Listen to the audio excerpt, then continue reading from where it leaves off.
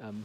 Welcome everyone to the 6 p.m. Spokane Soul Center Recovery Dharma meeting, also online on Zoom, so all around the nation. Everybody online, we're going to give everyone an opportunity to introduce themselves in the room, and we're going to start with Lo. Just 2 seconds. Hi, I'm Lo. Hello, I'm Tim. Hello, I'm Ken.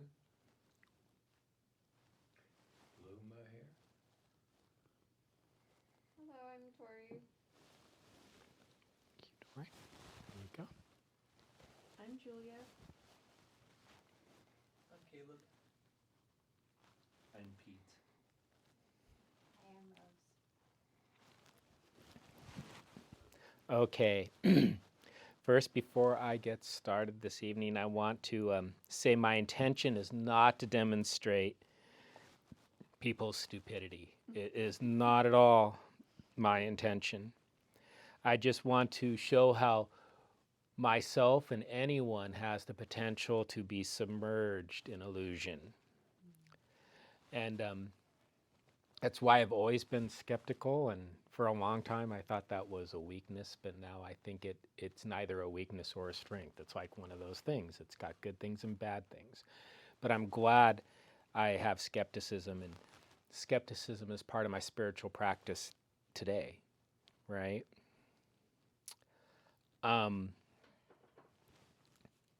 This reminds me of the old story, and they say it's a Buddhist story, but I don't think it's a Buddhist story. I think someone just made it up and said it was a Buddhist story. I never know for sure. But person goes to the guru and says, "Guru, I notice you're always, pretty peaceful and pretty even, and you have good relationships with everybody. What do you do?" Guru goes, "Well, I never argue with fools." And he goes, "Wow, that's really lame. How can you not argue with them and try to straighten their way?" And the guru goes, "Oh, you're probably right." I'm sure some of you have heard that before, but I never get tired of it. And that leads me into, I was thinking of the 8 worldly winds, and I was thinking one of my, I don't want to call it a defect because that's so 12-step, but one of my unskillful practices is I like to argue with people, especially online. And I enjoy it. That has to be the term, right? I get angry, which I think gives me a lot of energy and self-righteousness, and it's kind of a high, right? So I think the 8 worldly winds, how does that fit in? And I go, well, maybe for me, for John, there's 10 worldly winds. And number 9 and number 10 are right and wrong. That desire to be right. And it's a trap, because whenever I look at anything, there's usually multiple, not two, multiple valid sides, valid viewpoints of the situation. And if I just have one, I close myself off. And I also am very aware of how, there's a list of like 15 topics, and on how virtually all 15 of them I agree with a huge group of people, which means it's unlikely that I have the same opinion as everyone else by coincidence. And sure, it may have been who I hung out with and who I socialized, but it still invites me to take a look. Have I let myself, and we're not going to call it a cult, it's a social group, but it's these 2 social groups, maybe more, but 2 in particular, are very locked into their agendas. And so I go, well, in some of these I'm probably wrong. It's unlikely that I'm right about everything. As a fact, as I was doing this, I was listening to someone who is a psychologist who focuses on this study and goes, no one's right or wrong about anything. If you think you're right about everything, then, take some time and really look at it, So I'm like, okay, right and wrong. The 9th and 10th worldly wind to John. Um, so I ran into a story on accident, and it just told me how deep these wounds, these wounded beliefs can go, how desperate they can become. And so this is the story. A long time ago, or in 1953, a woman known as Dorothy Martin became part of a group of people who had UFOs in their religion.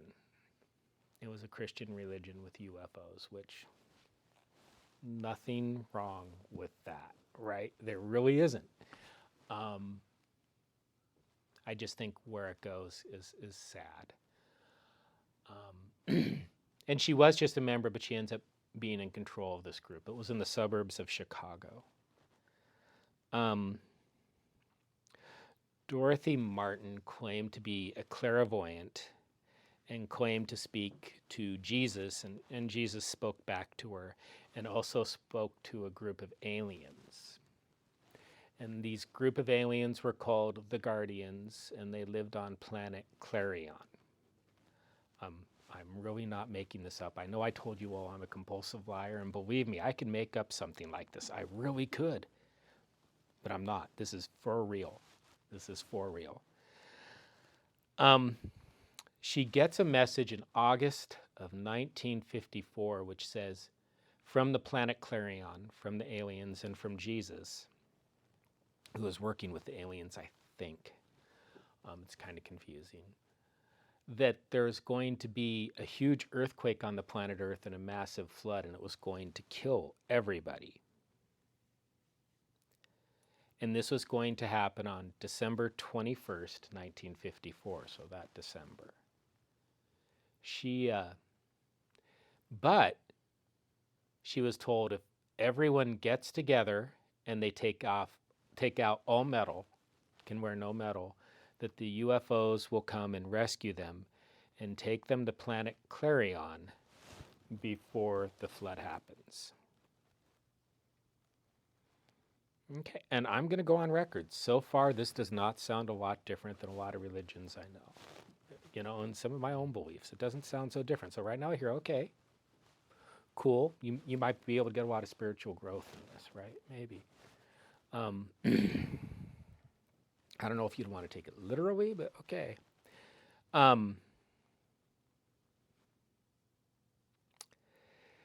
So they all got together, and she had another vision, and it said it should happen on December 16th. So they got together on December 16th, and nothing happened. But she got a message from planet Clarion and the Guardians that this was just a test, and they just wanted to make sure everyone was ready. And again, I'm not making this up. I'm really not. They got a phone call from a Captain Video on December 17th. And Captain Video said, we're coming today. You need to get ready now. So everyone ran in, and they were wearing special robes, and they had backpacks ready to go. So they packed all their stuff. And they all went out there, and they said it was going to happen at 4 p.m. on December 17th, and nothing happened. And nothing was deferred. And by the way, Captain Video was a television series in the area. I don't know if it showed science fiction or anything, but apparently Captain Video really did phone them and play a prank on them so they'd all run to their yards, because it was starting to get in the newspaper and people were beginning to watch them do this. So they roll it on December 17th. So it turned out to be a prank. But again, Dorothy got a message from Sananda, which I guess is one of the Guardians, one of the aliens, that praised their dedication for showing up and all coming at the last minute. So that was then.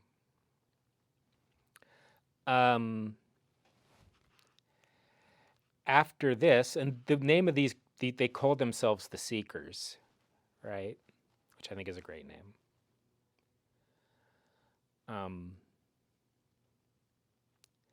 They came out on December 21st and were all ready to leave. They came out around noon, and 4 p.m. comes and nothing happens. And 6 p.m. comes and nothing happens. So it's December 21st. They're all singing Christmas songs, wearing their robes with their suitcases, waiting to be taken to space. And some of them are beginning to wonder if they should have pulled their teeth out because maybe the metal fillings were keeping them on planet Earth. I heard no story of them pulling their teeth out, thank God. So it goes till 1 a.m. and they all decide they need to take a coffee break. I'm not for sure about the time, but it's around 1 a.m. So they all take a coffee break, and then they all stay till 4 a.m. And Dorothy gets a message from Planet Clarion and the Guardians and Jesus that they were so dedicated and so good that they saved the planet and that the disaster was not going to happen now, right? And if they all came out on December 24th, they would take them to Planet Clarion anyway. But everyone on the planet Earth was going to be okay. So not as many, but most of them come back on December 24th, and nothing happens.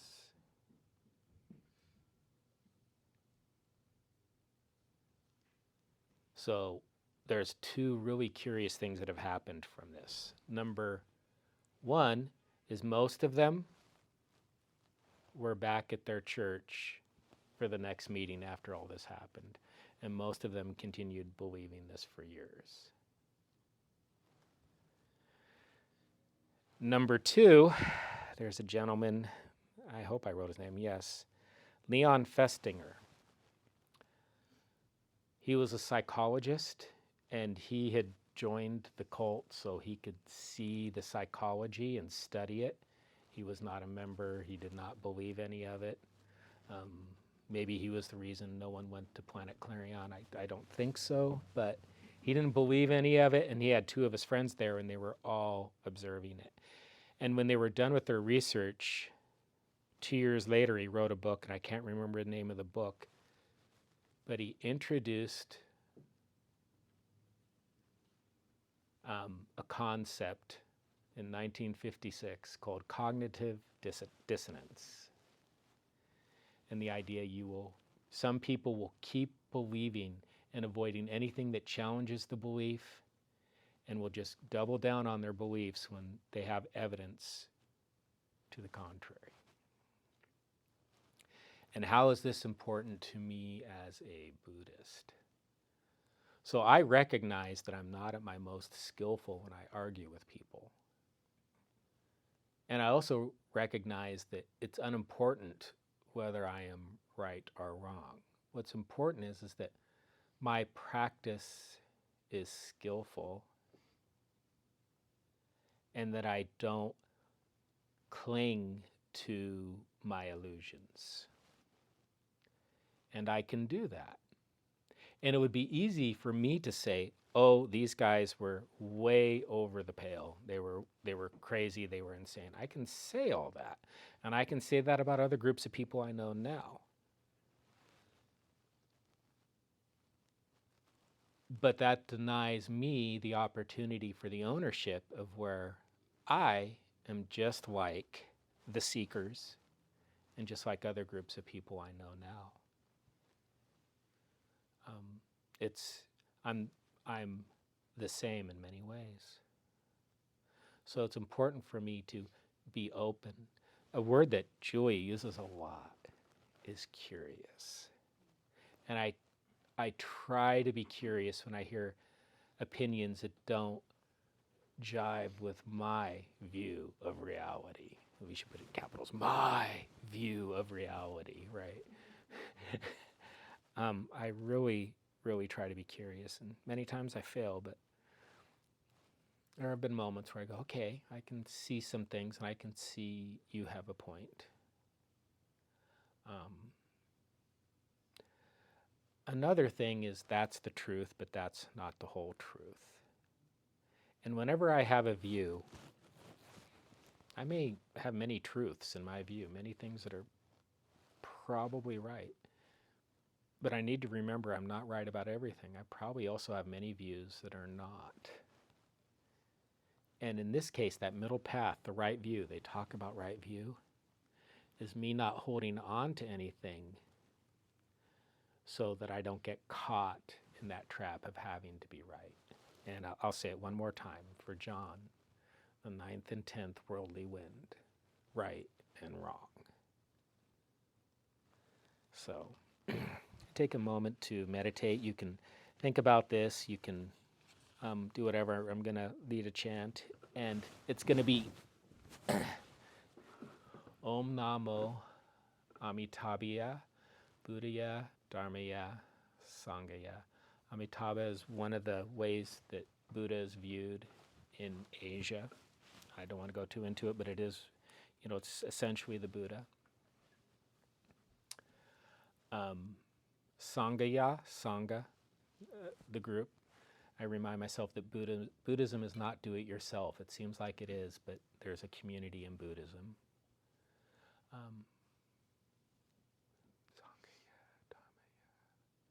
Wow. And then Dharma, I see as the literature. I know it can be so much more, but just to make it simple, the literature and the practices of Buddhism. And Buddhaya, again, is the Dharma, the idea that we can escape our illusions and be liberated. Even if it's only for an evening, it can happen. So you can chant with me when you feel comfortable or not. Same online. That took a while on that. Om Namo Amitabhaya Buddhaya Dharmaya Sanghaya. Om Namo Amitabhaya Buddhaya Dharmaya Sanghaya. Om Namo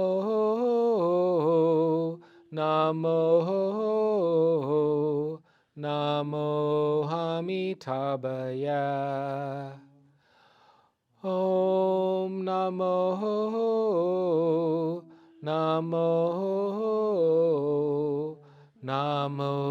Amitabhaya. Om Namo Amitabhaya Buddhaya Dharmaya Sanghaya. Om Namo Amitabhaya Buddhaya Dharmaya Sanghaya. Om Namo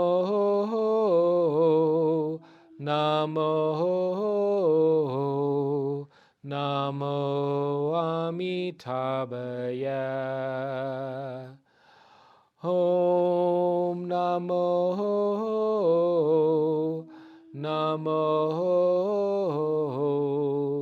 Namo Amitabhaya.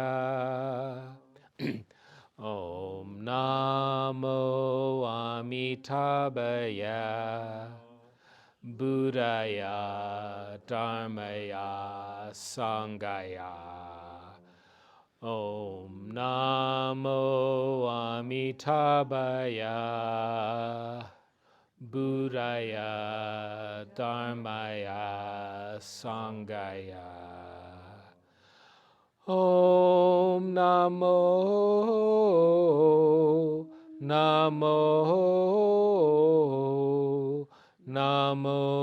Amitabhaya. Om Namo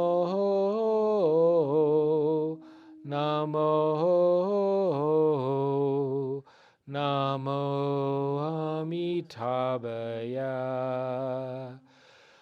Om Namo Amitabhaya. Buddhaya, Dharmaya, Sangaya. Om Namo Amitabhaya.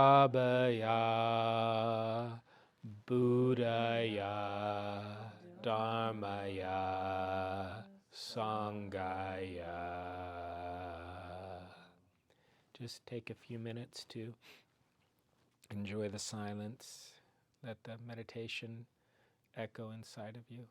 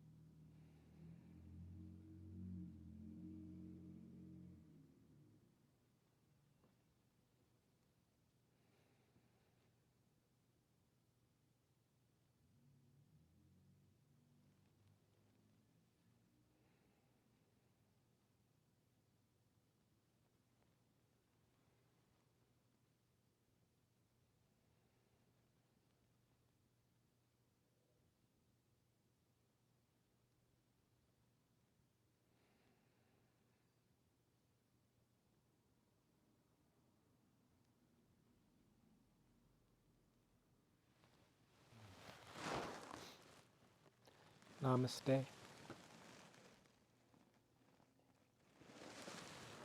Okay.